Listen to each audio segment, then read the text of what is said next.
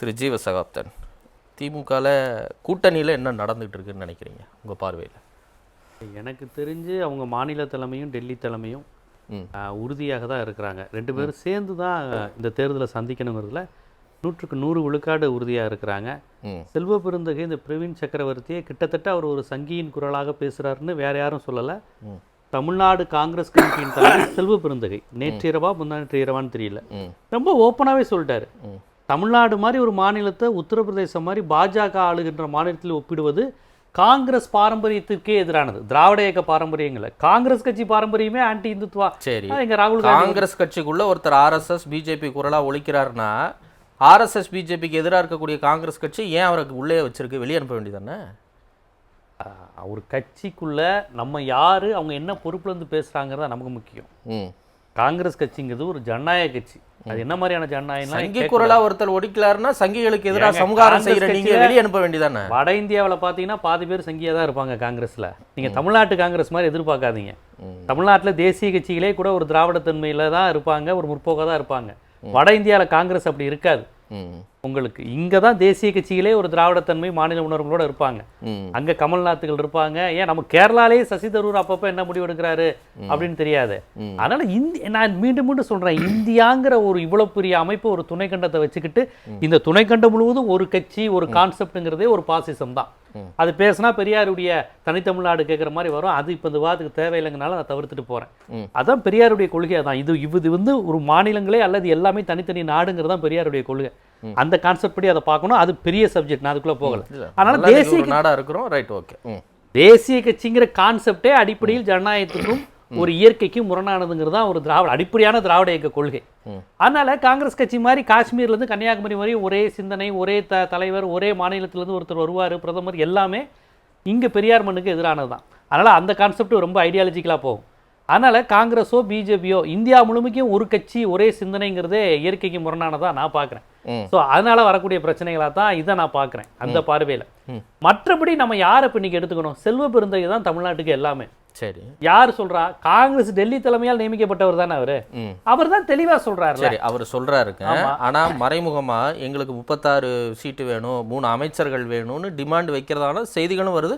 அவரே சொல்றாரு, எங்களுக்கு ஆட்சி அதிகாரத்தில் பங்கு வேணும்னு ட்வீட் போடுறாரு. கிரீஷ் ஜோடங்கர் சொன்னதை நான் அப்படியே வழிமொழிகிறேன் அப்படின்னு. இப்போ இவ்வளவு நாள் வராத ஆட்சி அதிகாரத்தில் பங்கு, கூடுதல் எண்ணிக்கை அப்படிங்கிறது வந்து ஒரு குழப்பத்தை ஏற்படுத்தாதா? அப்ப ஏதோ ஒரு துணிஞ்சு ஒரு முடிவு எடுக்கலாங்கிற ஒரு தன்மையில தானே இந்த கருத்துக்கள்லாம் வெளிவருது. துணிஞ்சு முடிவெடுத்தா துண்டக்கானா துணியை காணாங்கிற நிலைமையை தான் வரும். அப்படி ஒரு முடிவை காங்கிரஸ் எடுக்காது. செல்வ பெருந்தகை பேசுறது வேற, பிரவீன் சக்கரவர்த்தியே நம்ம விட்டுருவோம். செல்வ பெருந்தகையே வந்து என்ன சொல்றாரு, கூட்டணி ஆட்சி அதிகாரத்தில் பங்கு கூடுதல் சீட்டுன்னு கேட்கிறாரு. திமுகவையும் இந்த திமுகவினுடைய மாநில கொள்கையும் காப்பாற்றுவதற்காக காங்கிரஸ் கட்சி ஒரு கட்சி இந்தியாவில் இருக்கு. ரைட், நான் என்ன கேட்கிறேன், அதனால அது அவங்க கோரிக்கை, ஒரு கட்சி வளர்க்கணும்னு அப்படி பேசுறது நியாயம், இயல்புதான், மறுப்பதற்கு இல்லை. 2021 தேர்தல் காலகட்டத்துக்கு முன்பா இவ்வளவு அழுத்தங்கள் அப்ப பார்த்தோமா? கண்டிப்பா பார்க்கல. 25 சீட்டு சுமூகமா பேசி கையெழுத்து போட்டு வெளியே வந்து பிரஸ்ஸை பார்த்துட்டு அப்படியே போயிட்டாங்க. எனக்கு தெரிஞ்சு விடுதலை சிறுத்தைகளுக்கு 6 சீட்டு கொடுத்ததா அந்த சமயத்துல ஒரு சின்ன சலசலப்பை ஏற்படுத்துச்சு. இப்ப எல்லாரும் அமைதியா இருக்கிறாங்க. காங்கிரஸ் கட்சி கலக குரலை ஒரு 2 மாசமா எழுப்பிக்கிட்டு இருக்குன்னா என்ன நோக்கமா இருக்கும்? நோக்கம் அதிக சீட்டு கேட்கணும் அப்படிங்கிற விஷயம்தான். ஆனால் காங்கிரஸ் கட்சிக்கு வரலாறு நெடுகிலும் எப்போதெல்லாம் அதிக சீட்டு திமுக கொடுக்குதோ அப்பெல்லாம் தோல்வி தானே வந்திருக்கு. நான் மீண்டும் மீண்டும் சொல்றேன், ஒரு தேசிய கட்சிக்கு எதுக்கு மாநிலத்தில் அதிக சீட்டு? நான் மேற்கு வங்கம் வரையும் கேட்குறேன். காங்கிரஸா இருக்கட்டும், பிஜேபியா இருக்கட்டும், தேசிய கட்சிக்கு எதுக்கு? மாநில கட்சி தான் தீர்மானிக்கணும். அந்தந்த மாநில கட்சிகள் தான் தீர்மானிக்கணும். இப்போ பீகார்ல உங்களுக்கு தேஜஸ்வி யாதவ் தான் தீர்மானிக்கணும். அங்கேயும் இவங்க அதிக சீட்டு வாங்கி தான் தேவையில்லாத பிரச்சனை பண்ணாங்க.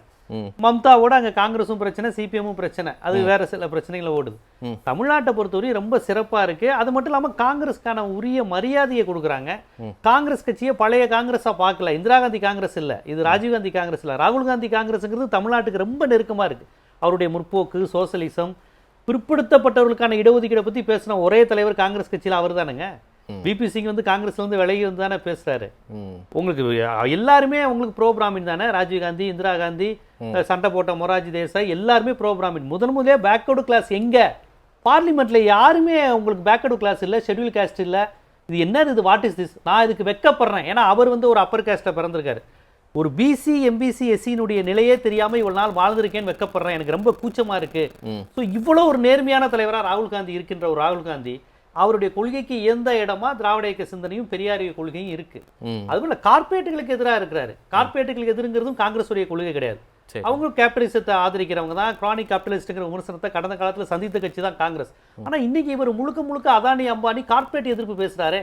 காங்கிரசின் தன்மையிலிருந்தே விலகி ரொம்ப ஒரு நவீன சிந்தனையாளராக ராகுல் காந்தி இருக்காரு. அப்பேற்பட்ட ராகுல் காந்தி எப்படிங்க திமுகவோட கூட்டணியை முறிப்பாரு? அப்ப திமுகவோட கூட்டணி முறிச்சா அவங்களோட இன்னொரு ஆப்ஷன் என்னவா இருக்கு? தமிழக வெற்றி கழகமா இருக்கு. அவரும் திமுக என்ன சொல்லுதோ அதே தான் அவரும் சொல்றாரு. பெரியார், அம்பேத்கர், அண்ணா, எம்ஜிஆர், வேலு நாச்சியார், அஞ்சலை அம்மாள் எல்லாத்தையும் சொல்றாரு. திமுக என்ன சொல்லுதோ, என்ன திராவிடமும் தமிழ் தேசியம் இரு கண்கள்னு சொல்லிட்டாரு. திராவிடம் என்ன சொல்லுதோ அதே தான் அவரும் அப்படியே ரிப்ளிகா பண்ணிட்டு இருக்கிறாரு. அப்போ அது அவங்களுக்கு ஒரு நல்ல ஆப்ஷனாக தானே இருக்க முடியும். இப்போ ஐடியாலஜிக்கல் வழியாக கூட அப்புறம் என்ன சிக்கல் அவங்களுக்கு? இல்லை ராகுல் காந்தி பார்க்குற ஐடியாலஜிக்கு விஜய் எப்படிங்க பொருத்தமாவார்? விஜய் கிட்ட வந்து இந்த ஐடியாலஜிலாம் பார்த்தாருன்னா அவர் விஜய்கிட்ட போகக்கூடாது. அதுக்கு நீங்கள் அதிமுகவோட கூட்டணி வைக்கலாம், தனியாக அதாவது டாக்டர் கிருஷ்ணசாமியோட கூட்ட வைக்கலாம். ஏன்னா ஒரு காலத்தில் டாக்டர் கிருஷ்ணசாமிலாம் நக்சல் அமைப்புலேருந்து வந்தவர் தான். நீங்கள் அதுக்காக விஜயை போய் அதாவது விஜயோட போவாங்களான்னு கேளுங்க. இல்லங்க ஐடியாலஜிக்கலா விஜய் இதே சிந்தனையில இருக்காருன்னு கேட்கறது இல்ல. அவர் தானே சொல்றாரு எங்களோட கொள்கை தலைவர் பெரியார், காமராஜர், ஆதி சங்கராச்சாரியாரும் எங்க தலைவர் தான் ஆதவர்ஜுனா சொல்லியிருக்காரு. ஆதி சங்கராச்சாரியார் போன்ற சாமியார்கள் வெளியில் நடக்கணும்னு ஆதவர்ஜுனா சொல்லியிருக்காரு. அது விஜய்க்கு தெரியுமா இல்ல தெரிஞ்சா மறுப்பாரான்லாம் எனக்கு தெரியாது. ஸோ இவங்க விஜய் கட்சியை வந்து என்னங்க செங்கோட்டையன் கூட கொள்கை தலைவரா மாறலாங்க. ஜெயலலிதா இல்ல செங்கோட்டையனை கூட அவங்க கட்சியில கொள்கை தலைவரா ஏத்துக்குவாங்க. ஒரு பிரச்சனையும் கிடையாது அவங்களுக்கு. அவங்களுக்கு ஊழல் ஒழிப்புனா என்னன்னு தெரியாது, மதவாத எதிர்ப்புனா எதுவும் தெரியாது. அவர்களை எப்படி வந்து இப்போ நீங்கள் திருப்பரங்குன்ற விஷயத்தில் காங்கிரஸ், விடுதலை சிறுத்தைகள், இடதுசாரிகள், திமுக ஒரே அணியில் நின்னாங்களே, விஜய் அங்கே எங்கே இருந்தார்?